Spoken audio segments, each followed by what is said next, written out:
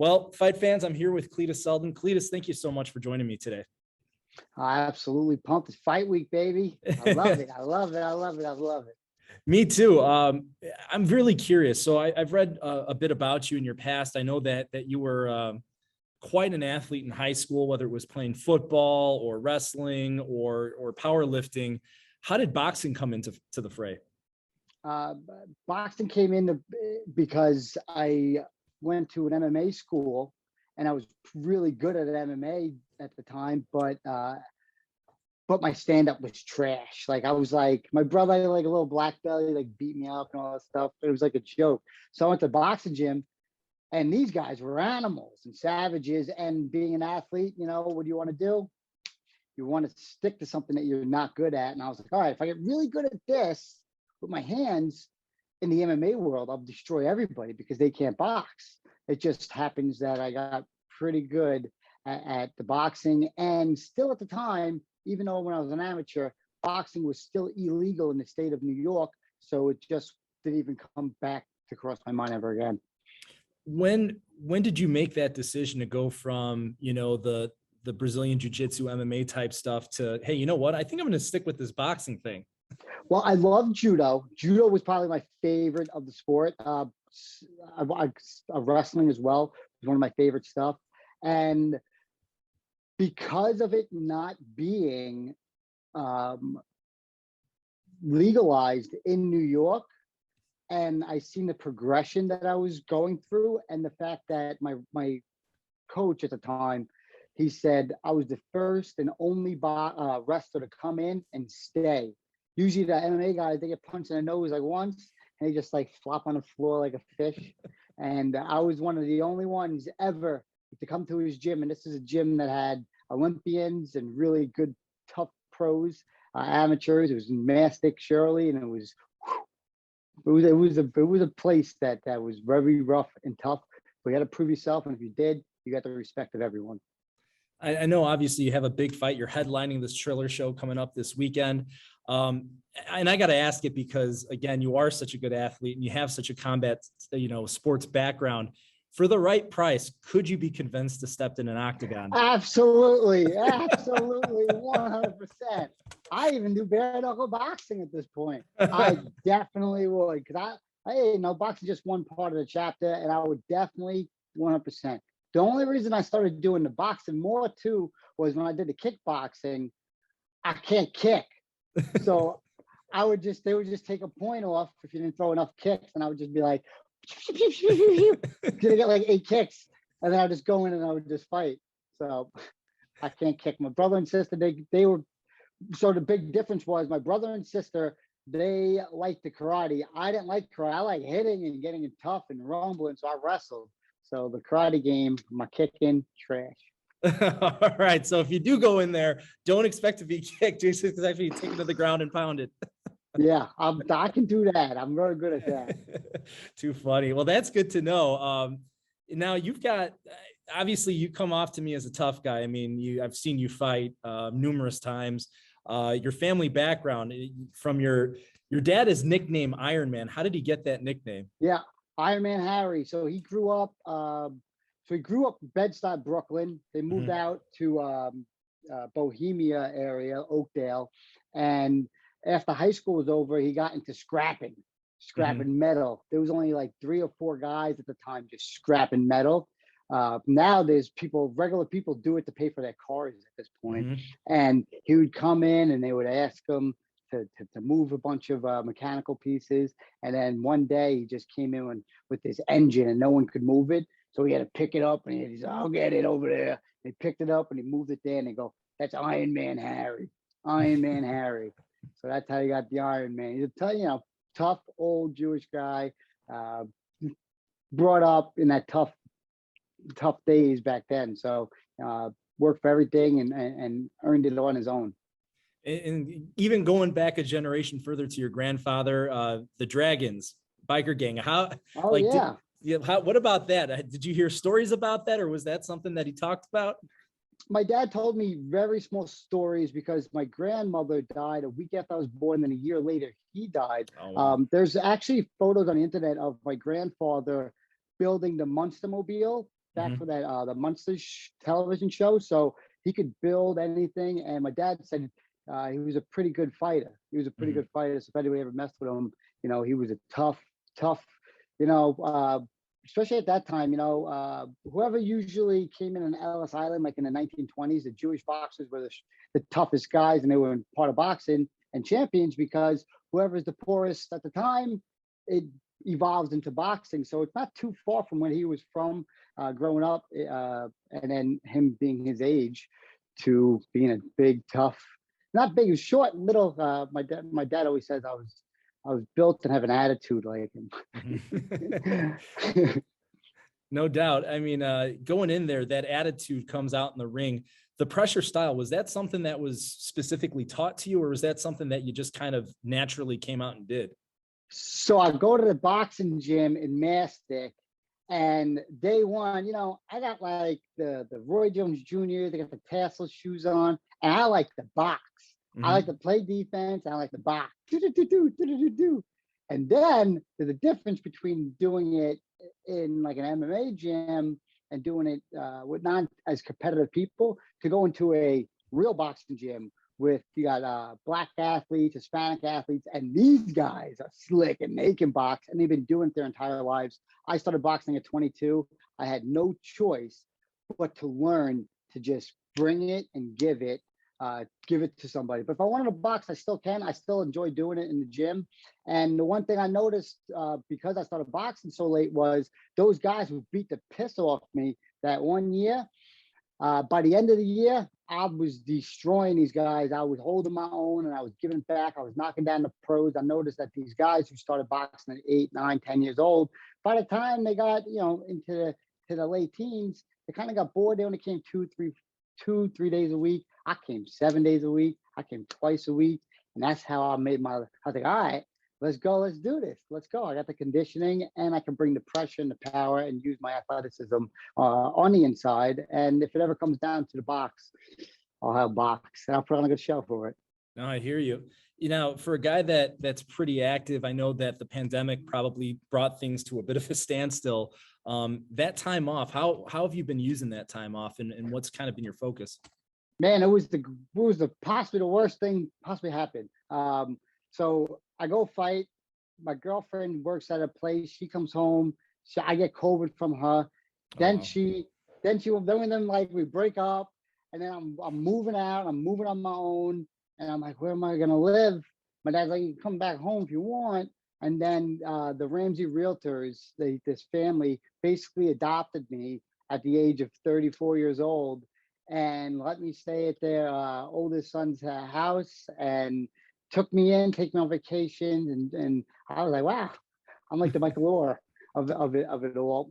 But because I'm such a competitive person, on September 11th in 2020, I fasted for 4 days and then I ran 50 miles. I ran from JFK to Shirley for my 34th birthday this year.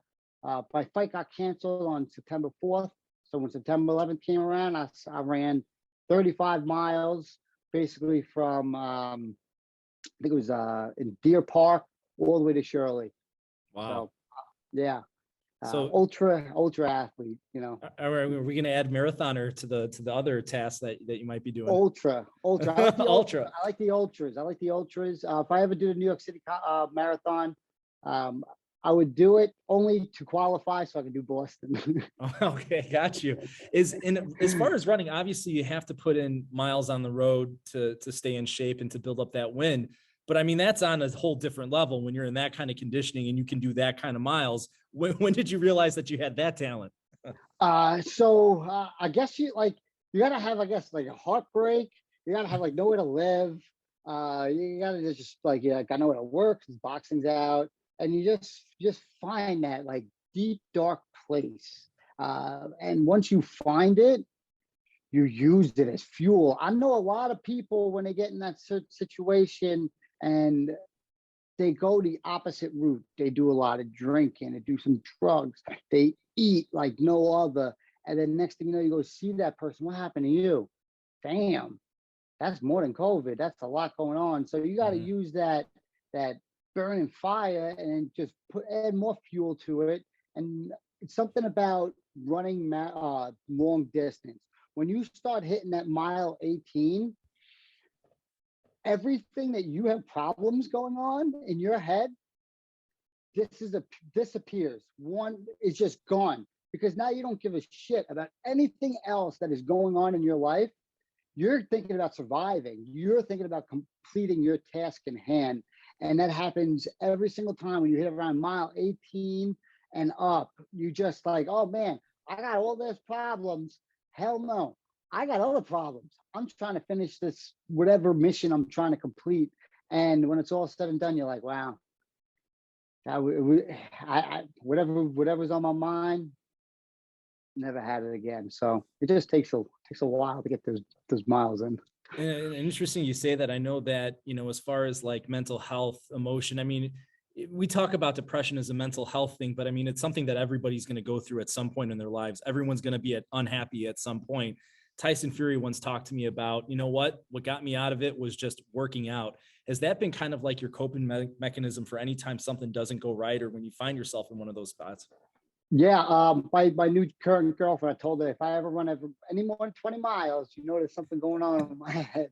Anytime I run more than 20 miles. I also do hot yoga. It's called Yoga Flex in Comac, and I go there 5 to 6, sometimes 7 days a week, because that hot room, you go in there with a little bit of issues. These 7-year-old ladies, 60-year-old ladies make you look like a little pansy. And you just like, I'm good, man. This shit, whatever we doing today, I got no problems with anybody. So definitely. I think that's one of the things that makes boxers in particular so interesting, is that, that personal life and how to manage the personal life with the professional life. A lot of people don't realize how much the personal can impact the professional. Did you ever find it where your personal life was impacting your life in the ring? Not in the ring, but I could see in training. If I was having a problem with a girlfriend because I was traveling, because I wasn't there for her, if I wasn't on the phone, 100%, that then leads into more stress into the ring. So it's a little different. I met my girlfriend when I was 34 years old. She was 33. And when you meet somebody a little bit older, I always say it, you know what you don't want. And she knew what she didn't want. So we just find out what we like. And because of that, I was able to find somebody that I like, and I know what I don't want. And she found the same exact thing. So this time around, it's totally different. I had my girlfriend, she voluntarily likes to go for runs with me on Fridays, but she wanted to wear a sauna suit. So I had my girlfriend, she cut weight with me. Oh, there you go. All right. Being part of the team. Yeah, that was the first. That's pretty, I didn't even notice it. People message me. They're like, a girl that, cuts weight with you, she a keeper. That's awesome. Obviously you've had, before the pandemic, you had ripped off 4 fights in a row. You had the one loss to Yves Ulysses. What did that fight teach you, and what did you take away from that bout? From that fight, the one thing I took away from is don't fight 3 times in 11 weeks. Do not fight 3 times in 11 weeks. I remember training for it, work out one day, take 3 days off. And that was probably 100% the biggest issue I had for that fight, to where I then got Tommy John surgery right afterwards, one of the worst injuries in all of sports. And I didn't even land a goddamn punch, I don't think. And I lost it. And going into the fight alone, basically was injured with that. Since then, I did a lot of speed training, and I worked a lot. Like I said, do a lot of hot yoga now to keep my muscles nice and relaxed. But most importantly, it wasn't to just jump into the next thing. But at the same time, if you look at me, I waited my entire life for this opportunity in the sport. I used to fight on ESPN, a little bit consistent, but then they got bought out with Top Rank. And then all of a sudden HBO comes on. I put a bomb of a show on it in November, and they think I'm the next, like, oh my God. And then December comes around, I'm trash. So I'm just happy where I am now at this stage and being back at the main level. A lot of work. Did you realize ahead of time, like, something with my arm is not right? Like, something's not okay? Yeah, so my left, my forearm. So if you ever got time, if you ever have an injury like this, anybody in the Mhm. future, if your forearm is just always tight and you always have to roll it out, I would go to the acupuncturist. I still do, and I go to the physical therapist, and I was just telling them like, they're like nothing, nothing, nothing. Then all of a sudden, a month after the fight was over, New York Cancer Blood Specialist, big people on Long Island. I know the owner. He's like, I got an MRI for you. Tongue comes back.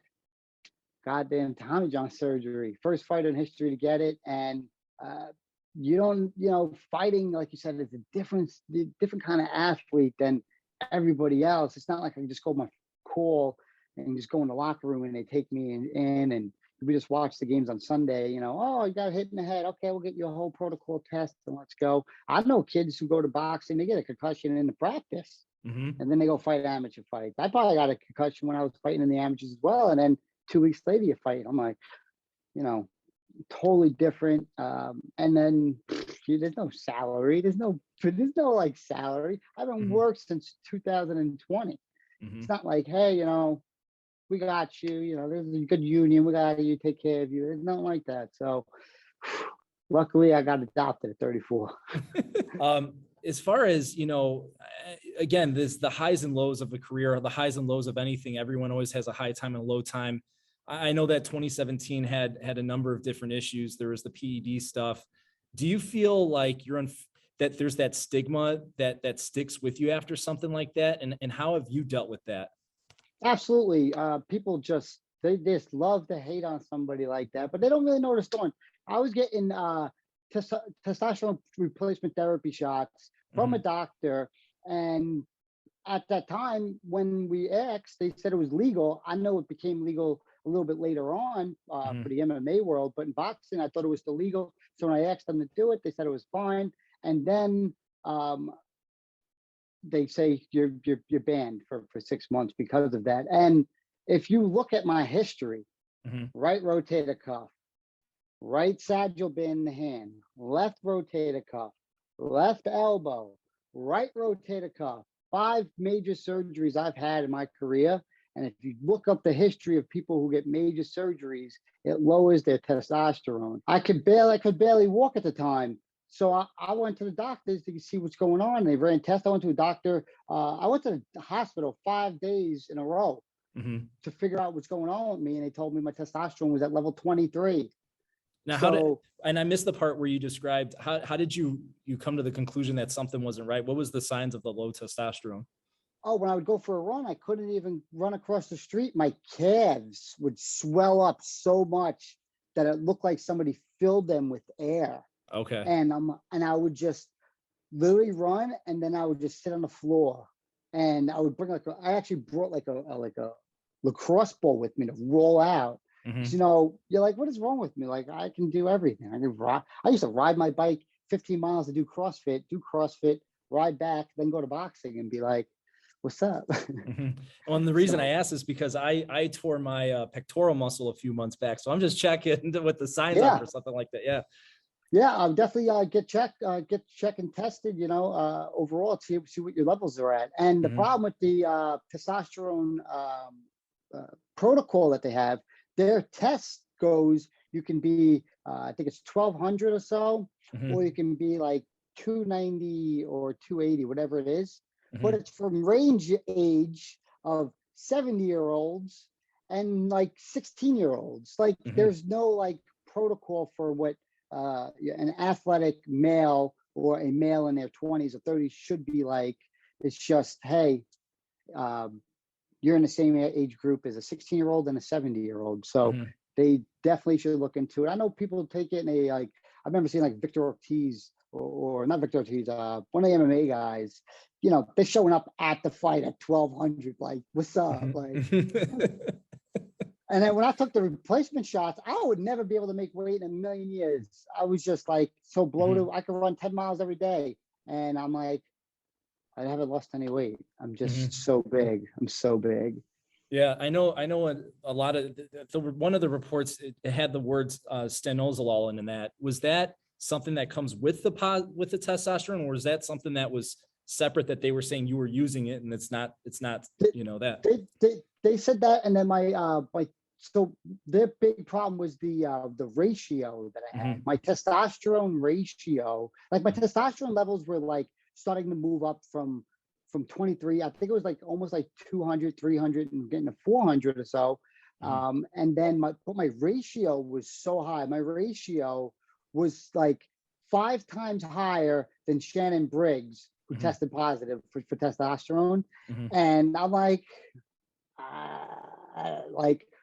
I don't know how to lower this number. I don't know even how. And then when I asked them, you know, what about it?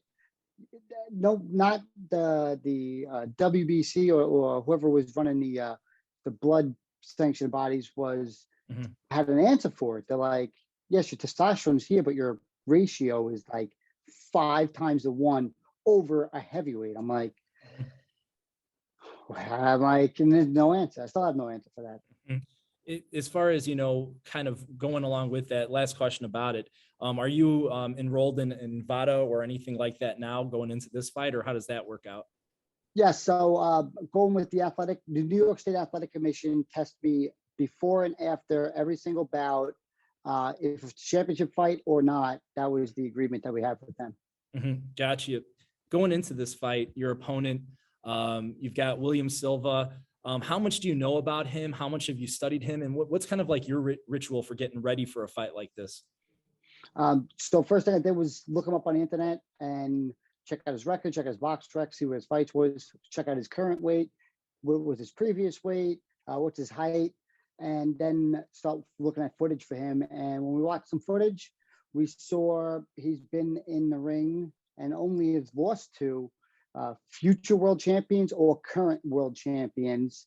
And his style was particularly favorable for me because he fights a little tall and he's taller than me. Usually the taller guys I'm able to really lock down on and bring it. So he was definitely like, I was like, all right, this is an opponent that's perfect for this fight. Sucks though, because we were supposed to fight him like 2 other times. And then we finally got him. So that's why this fight got booked so fast, because kind of we already like signed a contract already for another one, and that got canceled. And then my mindset is get in shape. Just get in shape. Boxing isn't my best thing. Getting in physical fitness shape, being able to do everything in the sport where then I can go in the ring and it's perfect. I sparred 7 rounds just the other day, nonstop, because I know physically I could go right now. You want me to go run 50 miles? I'll do it. I'll hate it, but I'll do it. Hopefully there's someone going to be there this time. So, but conditioning is the key for me, because it's tough to have somebody up breathing on you the whole time. Assuming you're victorious in this fight, your dreams, your aspirations, what's number one for you? What's the thing that you want most right now? I want to become, or I want to shoot for a world championship. I've boxed for 10 years. I just want to have my title shot. I paid my dues, they say. I've been here for 10 years. I've been on the stage. I've been down. And now I'm back up here. And I want to put on a great show. And then I also want to show that I can compete with the best in the world. I really hope that the Josh Taylor Ramirez fight works. They unify the belt. I get to fight one of them and go become an undisputed world champion just like that. And after that, see where boxing leads me to. It's just a chapter of my life. If they wanted me to move to 47, I'll do that. I was out for the Verona fight last February, and that didn't come through, but I was offered at 47. I'll take it, definitely. And then, again, if boxing wants me to be that guy, that step-up guy for people coming out you want to be a number one contender, I'm definitely like that guy, like that, here's your step-ups. Can you get through the hammer? I don't get the feeling that you're in the business of turning down fights, whether it's in a cage or a trigon or a boxing ring. It sounds like you're just ready to go. Yeah. The only thing I won't do is a triathlon. I can't swim for shit. I'm too bone density. I literally just sink. My brother needs totally opposite. Like I can't do it. I hear you. So no I got you. No water, but everything else is good. Hey, Cletus, Yeah. thank you so much for talking to me, my man, and best of luck come this weekend on the 16th. Awesome. Thank you very much. You can watch the fight on Triller and the Fight.tv app from 6 p.m. to 9 p.m. I love it. Best of luck, my friend.